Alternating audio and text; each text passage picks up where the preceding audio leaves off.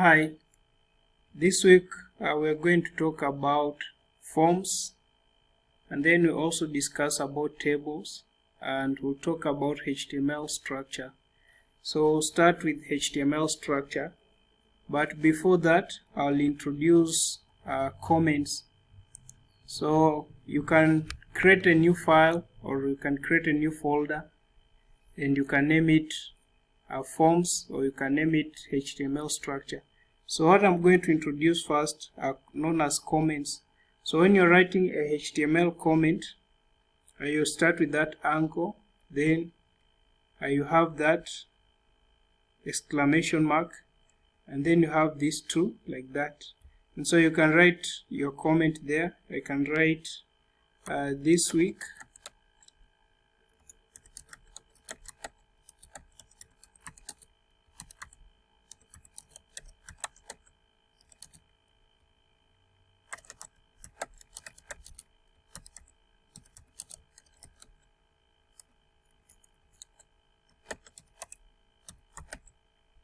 Okay, so you have the opening anchor, the exclamation mark, then you have these two, okay, then you have these two again, and then you have the closing angle. So for comments, they will not display. So like right now, if I save this work and I check here, you can see they are not displaying. Okay, so comments are simply to help you in future when you are doing, maybe you're coming to update your work or you want to do something different. You can always go back to the comments, and so they help you to know what each part represents in your HTML code. So with HTML structure, we have, when you check a website, I'll just open here a website.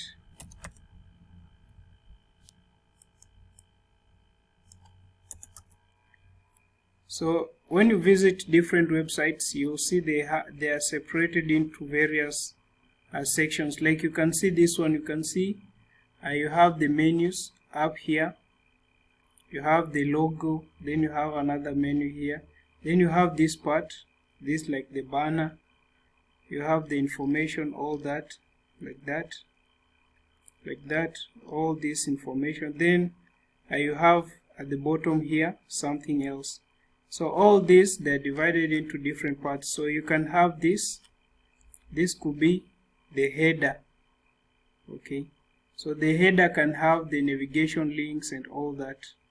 And then you have the main body, and the main body can have different sections. Like this is a section where you have the banner, this another section, this another section, this another section, like that, another section, another section, another section, and then you have the footer here. Okay, so those they represent different semantics or different structures of your HTML. Okay, so when you're writing, you can have your header like that. So don't confuse the header with this head part of your HTML.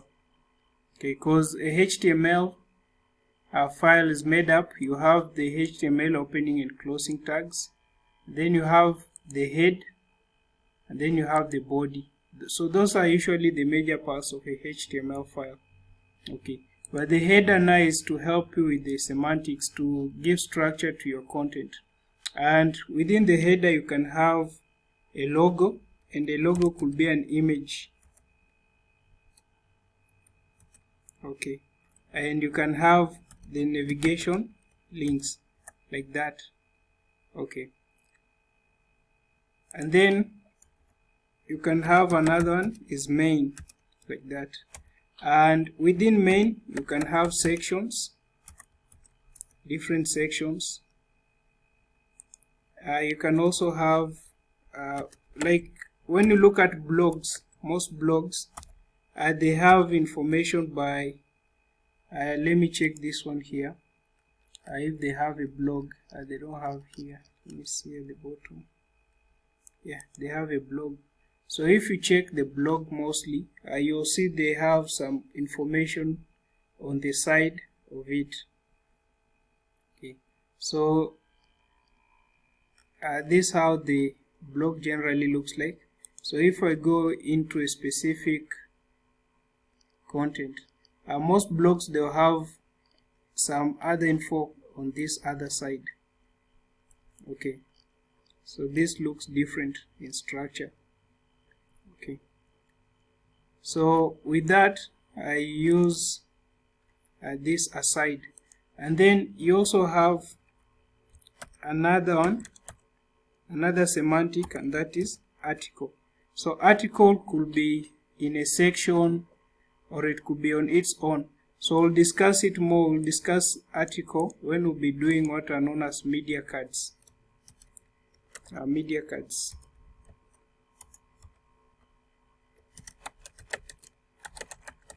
So we'll discuss article when we'll be doing that.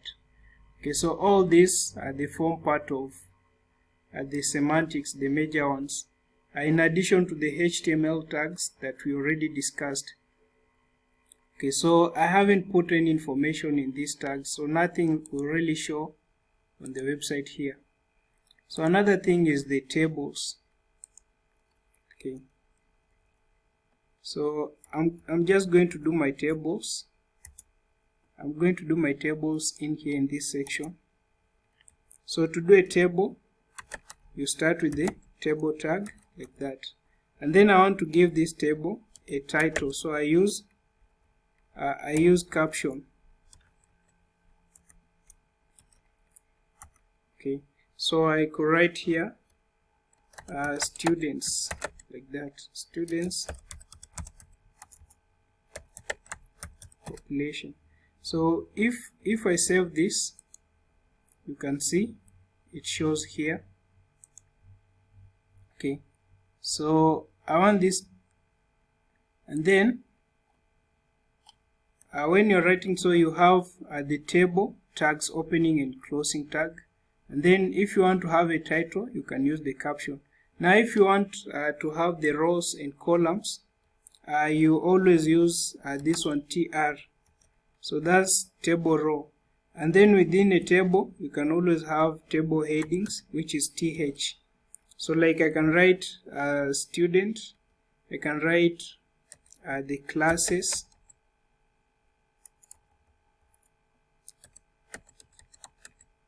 and then another heading that I can have could be ages, or I could be country. Another table heading I could have, it could be interest or sports. Okay, so then I can also do, so if I save this, you'll see I have them like this. So you have classes, you have country, interest, and then I can also have another row, and in this row now I want to have the data that will go into these tables. So for the classes I could write, let me write chemist. Another one I could have, it could be for country, I can write Kenya, and then for interest I can write soccer like that. So if I save, you can see you have classes, then you have country, then you have interest. So I can have as many as that, so you will still use the same thing, so you can have just as many.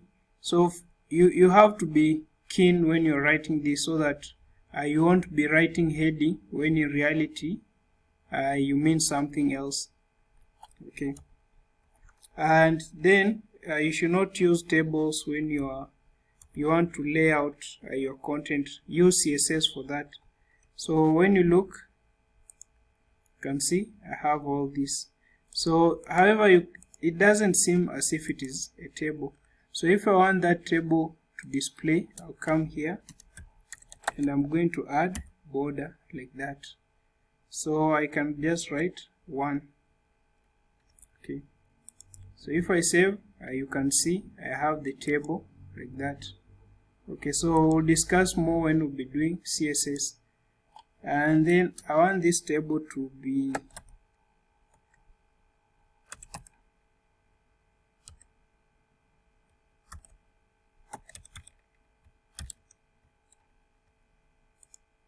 I want it to occupy the entire thing, the whole thing. That's why I've put it the width as 100%. So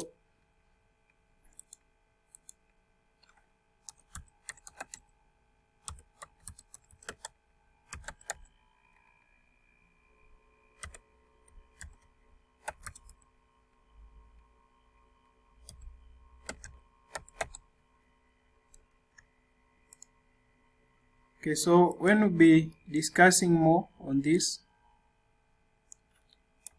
under CSS, when we'll be doing the styling when we get there. So for now, just know about that on tables. So you have your headlines here, then you have the actual content in here. So another thing is the forms.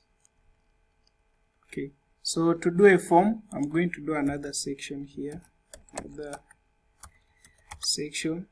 So to design a form, you always start with that form like that, and then within a form there are different things.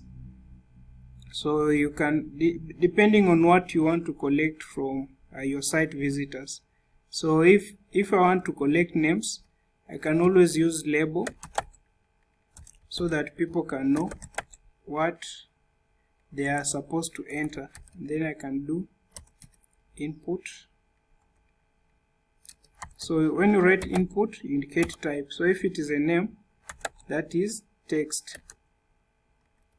Okay, so if I save this, if you check here, you can see I have my table, I have my form here. So I have name, then the form. So I could do more.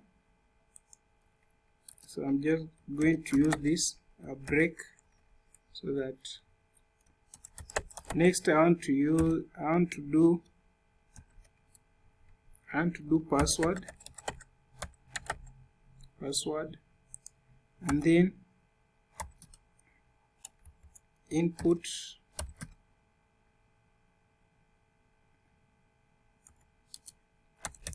type is password like that. Okay, so if I save, you can see I have another one here. Okay, so let me do here a break so that there will be space in between.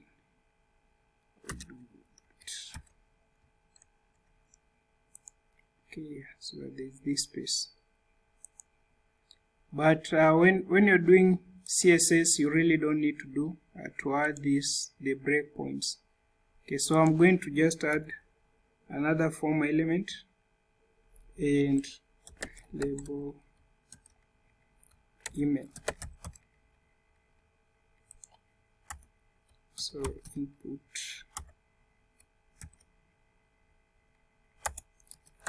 type email.